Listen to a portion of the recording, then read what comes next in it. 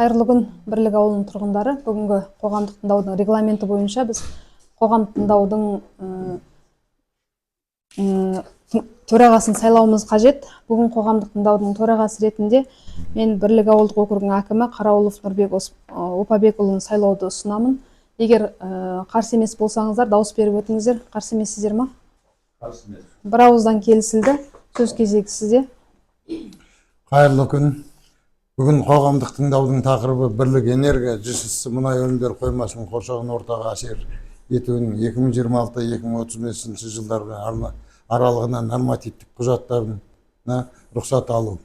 Бастамашы бірлік энергия, жобалаушы ЕККС жауапкершілігі шектеулі серіктестігі. Ашық жиналыстар арқылы қоғамдық тыңдаулар өткізу үшін, жалпы жиналыстың хаттамасын енгізу үшін ашық қоғамдық тыңдаулардың хатшысын және дауыстарды санауға жауапты тұлғаны сайлау, сондай-ақ қоғамдық тыңдауларды өткізу ережесін бекіту қажет.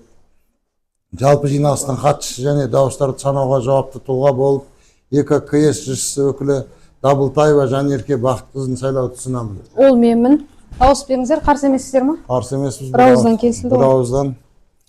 Ашық жиналыстар арқылы қоғамдық тыңдаулардың өткізу регламенті. Баяндаушылардың баяндамалары 5 минут, баяндамаларды талқылау және қоғамдық тыңдауларды қатысушылардың ескертулері мен ұсыныстарын тыңдау. Баяндамашылар өз кезегінде қоғамдық тыңдаушыларға қатысушылардың ескертулері мен ұсыныстарына жауап береді 10 минут. Қоғамдық тыңдаулардың қорытындысын шығару 2 минут. Дауыс беріңіздер.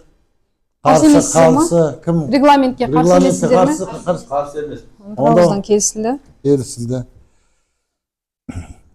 Ендігі сөз кезегі баяндамашы ЕККС ЖСС ұйымының өкілі Дабылтаева Жанерке Бақытқызына беріледі. Қайырлы күн, мен өзім таныстырып кетейін. Есімім Жанерке Бақытқызы болады. ЕККС жауапкершілігі серіктестігінің жобалаушы маманы болам. Бүгін қоғамдық тыңдауымыздың тақырыбы бірлік энергия жауапкершілігі шектеулі серіктестігінің мұнай өнімдерінің қоймасын қоршаған әсер етуінің 2026-2035 жылдар аралығында нормативтік құжаттарына рұқсат алу тақырыбында болмақ.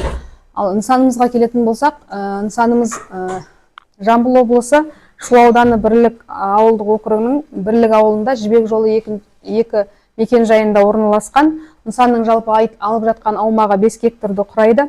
Қазақстан Республикасының экология кодексіне сәйкес кәсіпорын 2-ші санаттағы кәсіпорындарға жатады. Кәсіпорын өз жұмысын 2013 жылдан бастап жүзеге асырылып келеді. Мұнай базасының негізгі қызметі мұнай өнімдерін қабылдау және сақтау болып табылады. Жалпы кәсіпорында келесі жұмыстар орындалады. Теміржол вагон цистерналарынан мұнай өнімдерін резервуарларға қабылдау, мұнай өнімдерін резервуарларда сақтау, мұнай өнімдерін резервуарлардан автокөлікпен жіберу. Мұнай өнімдерінің мұнай базасына келуі теміржол цистерналары мен теміржол арқылы жүзеге асырылады. Мұнай өнімдерін қабылдау теміржол цистерналарынан жер үсті темір резервуарларға айдау жолымен жүзеге асырылады. Оның ішінде сыйымдылығы 1000 текше метрді құрайтын 4 резервуар, сыйымдылығы 700 текше метрді құрайтын 7 резервуар, сыйымдылығы 340 текше метрді құрайтын 4 резервуар және сыйымдылығы 50 текше метрді құрайтын 5 резервуар бар. Қазіргі таңда оның ішінде 9 резервуар ғана жұмыс жасап тұр.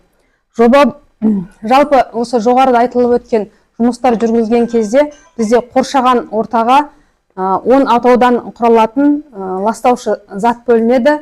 Жалпы жылына 4-8 тонна көлемінде ластаушы зат бөлінеді деп есептелініп отыр. Кәсіпорынды сумен қамтамасыз ету қолданыстағы су құбырларынан тарту негізінде жүргізіледі. Жоба бойынша күніне 4 метр куб су қажет деп есептелініп отыр.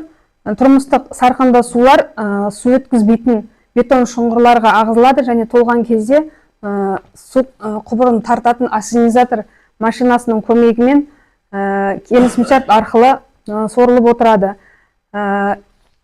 Кәсіпорынның жұмыс жасау барысында мұнда бізде аралас коммуналдық қалдықтар, майланған шүберек қалдықтары, резервуарларды тазарту шламдары және де ауланың сыпырынды қалдықтары, мотор майлары түзіледі. Осы аталған қалдықтардың барлығы кәсіпорында 6 айға дейін ғана сақталады. Сосын арнайы мекемелерге келісімшарт арқылы өткізіледі. Осымен менің баяндамам аяқталды. Тақырып бойынша сұрақтарыңыз болса, сұрақтарыңызды қойып өтсеңіздер. Сұрақтарыңыз бар ма? Сұрақтарыңыз бар ма? Баяндамашыға. Баяндама бойынша сұрақтарыңыз бар ма? Жоқ. Онда сұрақтарыңыз жоқ болса, онда қорытылдайық. Келіспеушілік жоқ. Бұл жоба экологиялық нормаларға сай және ауаның ластануына қауіп төндірмейді. Барлық ұсынылған материалдар қолжетімді және түсінікті болды. Қатысушылардың шешімімен қоғамдық тыңдаулар өтті деп танылды. Барлық қатысушыларға өз пікірлері үшін алғыс айтамыз. Барлық айтылған ұсыныстар мен сұрақтар хаттамада ескеріледі және мемлекеттік экологиялық сараптаманың қорытындысы бойынша тиісті шешім қабылданады.